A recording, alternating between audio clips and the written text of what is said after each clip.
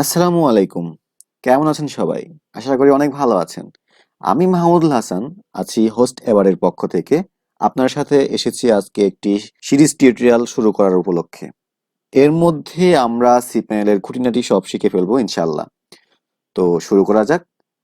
আজকের টপিকে আমরা জানবো কিভাবে আমরা cPanel-এ লগ ইন করতে পারি। এই টপিকটি শুরু করার আগে অবশ্যই আপনার যে কোনো প্রোভাইডার থেকে বা হোস্টেভার থেকে একটি cPanel হোস্টিং লাগবে, মানে কেনা থাকা লাগবে, যার মাধ্যমে আমরা আমাদের পরবর্তী সিরিজের সবগুলো ভিডিও দেখব এবং আজকের টপিকটা কভার করে ফেলবো। তো শুরুতেই আমরা দেখব আমাদের হোস্টিং ইনফরমেশনটা কিভাবে আমরা পাবো। তো ধরে নিচ্ছি যেহেতু আপনি ভিডিও দেখছেন আপনার অবশ্যই একটি cPanel হোস্টিং আছে এবং সেটা হতে পারে হোস্টেভার থেকে। যেহেতু আমি হোস্টেভার থেকেই দেখাবো তার জন্য আমাকে প্রথমে ক্লায়েন্ট এরিয়া লগ ইন করে নিতে হবে। তো আমি হোস্টেভার ভিজিট করার পর ক্লায়েন্ট এরিয়া বাটনে ক্লিক করলাম। এখন আমি এখান থেকে আমার হোস্টিংয়ে লগ ইন করবো। তো এখানে আমি আমার অর্ডার করার সময় যে ইমেল দিয়েছিলাম সেই ইমেল এবং আমার যে লগ ইনের পাসওয়ার্ড সেটি দিয়ে আমি আমার ক্লায়েন্টে লগ ইন করবো। তো তো আমরা আমাদের ক্লায়েন্টে লগ ইন করে ফেলেছি এবং এখানে দেখতে পাচ্ছি যে আমাদের একটি সার্ভিস রানিং আছে। তো আমরা সেই সার্ভিসের ভিতরে ভিজিট করব। ভিজিট করার পর আমরা এখানে দেখতে পাচ্ছি যে আমাদের একটি সার্ভিস অ্যাক্টিভ আছে। তো আমরা সেই সার্ভিসের মধ্যে ভিজিট করব। তো এখানে দেখুন যে আমাকে দেখাচ্ছে যে এই হোস্টিংটা অ্যাক্টিভ আছে এবং এখানে আমার বাম পাশে লগ ইন টু cPanel নামে একটা বাটন আছে। আমরা চাইলে এখানে ক্লিক করে লগ ইন করতে পারি। তো আমরা ট্রাই করে দেখি। দেখুন আমাদের cPanel লগ ইন হয়ে গেছে। এরপর আমরা অল্টারনেটিভ আরো একটি ওয়ে দেখব। যেহেতু আমি জিমেল ইউজ করতেছি সেক্ষেত্রে আমাকে হচ্ছে মেল লগ ইন করতে চাইলে জিমেল লগ ইন করতে হবে। তো আমার লগ ইন করা আছে, তো আমি হচ্ছে ডিরেক্ট ভিজিট করছি।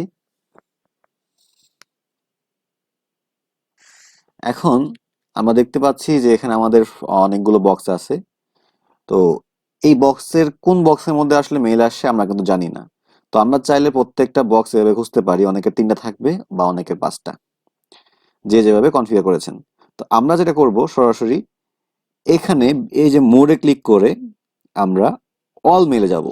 দেখুন অল মেলে গেলে কিন্তু আমাকে সবগুলো মেল দেখাচ্ছে এবং এখান থেকে আমি আমার কাঙ্ক্ষিত মেল পেয়ে যাচ্ছি। এছাড়াও আমরা যদি চাই যেখানে স্প্যামে গেলাম, এখানে গেলেও কিন্তু আমি আমাদের যদি কোনো কারণে এই মেলটা স্প্যাম হয়ে থাকে সেক্ষেত্রে সেটা স্প্যামে পেয়ে যাব। তো আমাদের মেলটা এসেছে হচ্ছে আপডেটে এবং আমি হচ্ছে অল মেলে গেলেও আমি দেখতে পাচ্ছি। তো মেলের ভিতরে ঢুকলাম, এখানে আমাদের লগ ইন ইনফরমেশন আছে। তো লগ ইন ইনফরমেশনের জন্য দেখুন এখানে লগ ইন এর ইউজার নেম এবং পাসওয়ার্ড দেওয়া আছে। সিকিউরিটিগত কারণে আমি এখানে পাসওয়ার্ড দেইনি। তো আমরা এখান থেকে এই লগ ইন যে ইউআরএলটা সেটা নিব।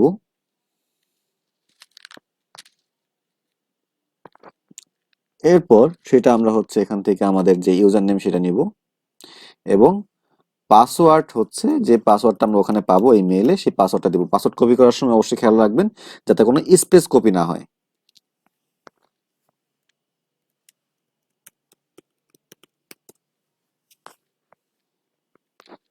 তো আমাদের cPanel লগ ইন হয়ে গেল।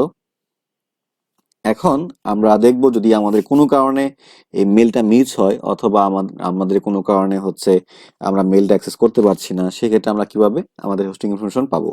সেক্ষেত্রে এখানে অল্টারনেটিভ মানে ওয়ে আছে। এখানে আপনি গেলে দেখতে পাবেন যে হচ্ছে আপনার যে ইউজার আইকন সেটার উপরে ক্লিক করলেই আপনি ইমেল হিস্ট্রি নামে একটা অপশন পেয়ে যাবেন। এই ইমেল হিস্ট্রিতে ক্লিক করার পর আপনি দেখবেন যে নিউ হোস্টিং অ্যাকাউন্ট ইনফরমেশন নামে মেলটা আপনার যে গিয়েছে, কখন গিয়েছে এবং এখানে সকল মেল পেয়ে যাবেন আপনি। একবারে মানে আপনার শুরু থেকে যে কটা মেল গিয়েছে। তো আপনি এখানে জাস্ট হচ্ছে ক্লিক করবেন, দেখবেন আপনার সেই হুবহু সেম মেলটা আপনি এখানেও দেখতে পাচ্ছেন।